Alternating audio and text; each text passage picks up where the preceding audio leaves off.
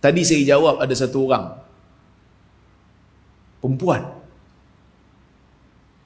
dia ambil video saya, video lama, saya pun tak ingat lah kat mana saya ceramah tu, tapi dia ambil video saya, lepas tu dia buat huraian. Orang tanya dalam kuliah tu, orang tanya saya, Ustaz, hadis Nur Muhammad tu ada ke tak ada? Sahih ke tak sahih? Saya jawab, itu memang soalan yang tiba-tiba orang tanya. Lepas kuliah orang tanya, saya jawab, saya kata, Nur Muhammad ni ada dua makna. Makna yang pertama, Nabi Muhammad sallallahu alaihi wasallam itu membawa cahaya hidayah. Yang ni betul ya? Betul tak Nabi bawa cahaya hidayah? Betul ya? Yang ni kita tak ada beza pendapat lah. Tapi kalau Nur Muhammad yang bermaksud Allah cipta cahaya Muhammad sebagai makhluk yang pertama, daripada cahaya itulah akan diciptakan makhluk-makhluk yang lain, hadis ini tidak sahih walaupun satu. Saya sebut dalam kuliah tu, ada orang dakwa hadis tersebut terdapat dalam Musannaf Abdul Razzaq.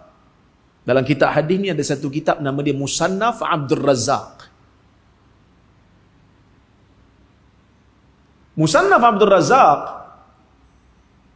memang betul, cetakan dia memang dicetak. Musannaf Abdul Razzaq ni bahkan tesis master saya pun kaji hadis dalam Musannaf Abdul Razzaq dalam bab zakat. Saya buat master dulu, saya kaji hadis-hadis dalam bab zakat. Saya nilai hadis-hadis dalam tu berdasarkan kepada penilaian yang disertakan oleh ulama Islam dan maklumat-maklumat yang ada, saya berikan penilaian sahih ataupun dhaif ataupun hasan. Dicetak sebahagian. Ada sebahagian kecil daripada cetakan ataupun daripada kitab Musannaf Abdul Razzaq ni, dia punya manuskrip tak dijumpai, hilang. Tuan-tuan, Sahih Bukhari yang saya bawa ni Sahih Bukhari ni Fathul Bari. Bukan Fathul Bari yang kawan tuan-tuan tu. Ni kitab Fathul Bari. Fathul Bari ni syarah kepada Sahih Bukhari. Dalam ni ada hadis Sahih Bukhari. Tuan-tuan kalau tengok dalam kitab ni, kan, kalau kamera zoom sikit, kau tengok dalam kitab ni, dia cetakkan komputer. Zaman Imam Bukhari ada komputer tak? Mana ada? Jadi macam mana boleh cetak komputer? Yang ni disalin daripada manuskrip. Itu dipanggil manuskrip. Dalam bahasa Arab kita panggil makhtutat. Tuan-tuan, makhtutat, tulisan tangan. Lembaran-lembaran tulisan tangan. Imam Bukhari bila tulis Sahih Bukhari, anak murid dia riwayat. Dia ada manuskrip dia. Dia ada makhtutat. Anak murid ni ada, anak murid ni ada, sebab Imam Bukhari tokoh besar. Dia mesti ada, dia punya makhtutat yang pelbagai. Daripada makhtutat, manuskrip yang pelbagai itu mereka kumpulkan, bandingkan, kemudian tulis semula, cetak komputer. Dan setiap manuskrip itu asli. Kertas dia kertas lama. Tulisan dia pun tulisan lama. Di Universiti Arab memang ada pengkhususan tahqiqul makhtutat. Apa itu tahqiq makhtutat? Maksud dia, kita tulis semula. Tulisan tangan ni, manuskrip ni, tulis balik, jadi cetakan komputer. Sebab tu kitab-kitab Arab yang silam ni banyak cetakan komputer. Kebanyakannya pelajar-pelajar universiti Arab yang buat. Mereka tulis balik, mereka cari balik. Kalau ada hadis, mereka akan nilai, letak nota kaki di bawah. Asal tulisan tangan. Kalau tulisan tangan tu tuan-tuan tak boleh baca. Yang tulisan komputer pun tuan-tuan tak boleh baca. Sebab tak ada baris. Kan? yang mengaji bahasa Arab boleh lah. Saya pun susah nak baca. Bila tengok dia punya tulisan tu, memang susah sebab tulisan lama. Titik kadang-kadang tak berapa nampak. Sebab tulisan tangan. Tulisan dia macam cacing lah. Boleh kita kata. Dan di kalangan ulama-ulama ni, yang menulis ni, ada seorang ulama terkenal sebagai tulisan yang paling buruk sekali dalam kalangan ulama. Siapa dia? Ini orang mengkaji manuskrip dia tahu. Dalam kalangan ramai-ramai ulama Islam ni ada seorang ulama yang dikatakan tulisan dia paling buruk sekali. Hanya anak murid dia je yang boleh baca. Siapa tuan-tuan? Ibnu Taimiyah. Tulisan dia paling teruk sekali. Sebab apa dikatakan? Sebab dia menulis dalam keadaan laju. Sebab tu banyak kitab dah. Kan? Jadi, bila kuliah, kita balik pada isu lah. Bila kuliah saya sebut, saya kata hadis tu tak ada dalam cetakan Musannaf Abdul Razak yang ada pada kita, memang tak ada. Tiba-tiba ada satu orang hamba Allah, nama dia Musa Al-Himyari. Musa Al-Himyari, dia dakwa dia dapat manuskrip yang hilang tu. Dia dakwa dia dapat manuskrip tu. Dia keluarkan manuskrip tu dan dia cetak. Manuskrip tu ditulis balik, dia cetak. Dalam manuskrip tu ada hadis berkenaan dengan Nur Muhammad. Hadis tu daripada Abdul Razak, daripada Ma'mar, tapi perempuan tu dibaca Muammar, bukan Muammar, Ma'mar. Mungkin dia tak berapa biasa dengan perawi-perawi hadis ni. Ma'mar bin Rashid. Riwayatkan daripada Jalul Ibnul Munkadir daripada Jabir. Jabir tanya Nabi, apakah makhluk pertama yang Allah Ta'ala cipta?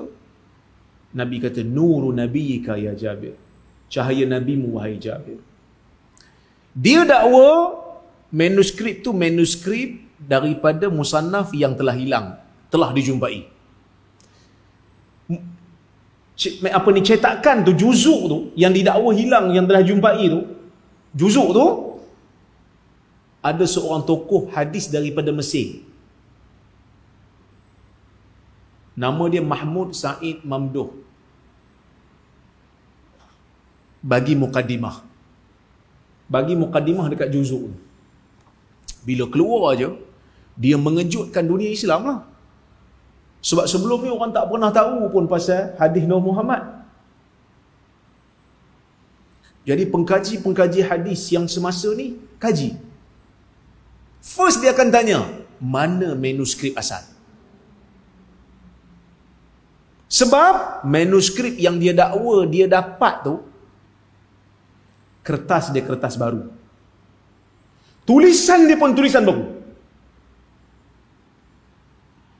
Jadi Musa Al-Himyari kata, yang baru ni sebab kita salin daripada asal. Mana yang asal? Dia kata yang asal telah terbakar sebab perang dekat Rusia. Tak ke penin?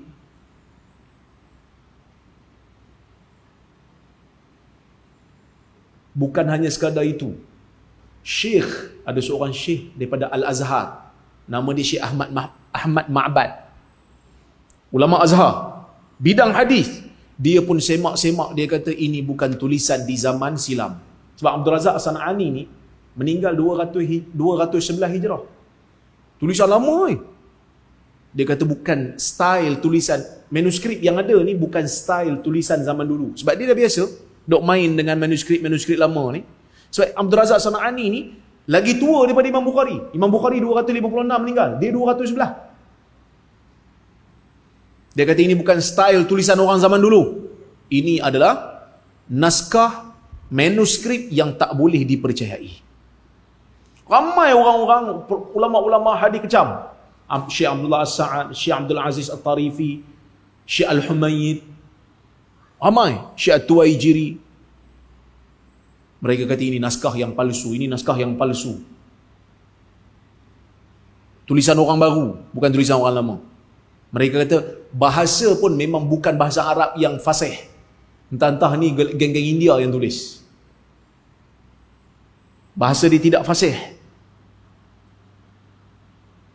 Akhirnya penulis mukaddimah iaitu Syekh Mahmud Said Mamduh tadi tu, dia sendiri tulis satu surat, dan surat tu disebar, cetak dalam buku dia Ittijahat Hadithiyah kalau tak silap. Dia kepilkan surat tu, dia kata saya menarik semula mukaddimah saya. Sebab dia kata memang manuskrip tu tak boleh dipercayai. Jangan diterjemahkan, jangan pergi bila riwayat hadis jangan kata itu daripada musannaf, tak boleh. Sebab mula-mula dia percaya, lama-lama baru dia sedar manuskrip tu manuskrip yang palsu.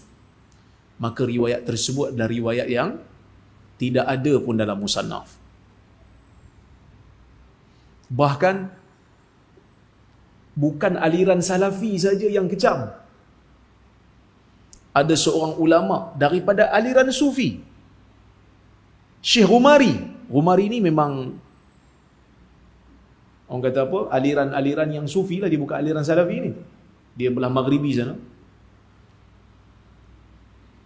Dia sendiri dalam kitab dia Mursyidul Hair, dia menyebutkan hadis yang didakwa riwayat Abdul Razak As-San'ani, riwayat daripada Jabir, riwayat itu adalah riwayat yang palsu. Siapa kata Abdul Razak meriwayatkan, itu tak betul, dia kata. Itu tak betul. Siapa yang kata Abdul Razak riwayat, itu adalah satu kesilapan. Hadis itu palsu. Jadi tuan-tuan, ini bukan cerita main-main lah. Sebab tu siapa-siapa yang nak masukkan sesuatu yang bukan daripada kitab asal, ulama akan detect. Sebab apa? Setiap daripada hadis ini akan ada bukti yang menunjukkan ia betul ataupun tidak daripada kitab tersebut. Saya tak boleh nak suka-suka ditambah dalam kitab Bukhari, saya tambah satu hadis. Tak boleh. Manuskrip ada. Bukan satu, banyak manuskrip. Maka sebab tu tak boleh nak reka-reka hadis lepas tu sandar kat Nabi. Tak boleh. Tak boleh. Jadi sebab tu saya jawab, sebab benda ni bahaya, benda ni berkaitan dengan hadis. Ya, lepas tu dia kata, saya sebenarnya tak ada apa pun, saya sebenarnya nak ikut salaf je. Nak ikut salaf betul-betul. Salaf tak ikut benda bohong. Salaf tak ikut benda palsu. Salaf ni kau nak tahu hadis, dia pergi mengembara, cari betul-betul. Tu salaf. Bukan pergi ambil benda palsu, sandar dekat Imam Abdul Razak, lepas tu kata, saya ikut salaf. Itu benda palsu. Bukan Abdul Razak punya. Salaf pun tak buat benda ni. Tuan-tuan, dalam banyak-banyak bab, kita nak benda yang original. Tapi kenapa dalam bab agama kita boleh sambil lewa dalam bab palsu ni? Sebab kita tak rasa benda yang asli itu mungkin bermanfaat dan bernilai. Mungkin. Sebab kita jauh daripada riwayat Nabi SAW. Mungkin. Tapi ada satu benda, bab palsu ni orang marah. Apa dia? Semua marah. Tak kira siapa. Duit palsu. Ustaz pun marah. Kalau mari kuliah, orang bagi kat dia sampoi, duit Saidina je, duit main monopoli, main duit. Ataupun duit palsu lah. Orang bagi kat dia. Ustaz, terima kasih banyak Ustaz, kuliah. Minggu depan dia akan marah. Pasal apa hang bagi kat aku duit Saidina je? Duit je ke Ustaz? Walaupun palsu, yang penting duit. Orang tak boleh terima. Macam itulah hadis palsu. Macam itulah hadis palsu. Bukan hadis. Dia tak boleh kata, sebenarnya saya ikut Nabi. Dah. Ikut Nabi dengan benda yang betul. Bukan benda palsu sandarkan Nabi, lepas tu kata, saya ikut Nabi. Tapi benda palsu. Tak betul. Isteri pun akan marah kalau suami bagi nafkah pakai duit palsu. Nabi suruh saya bayar nafkah kat isteri, Ustaz. Saya bayar. Dia tak puas hati dengan saya. Minta cerai pula. Pasal apa? Isteri kata, dah duit palsu, mana boleh? Saya nak makan apa? Yang penting duit. Kacau ni. Okey.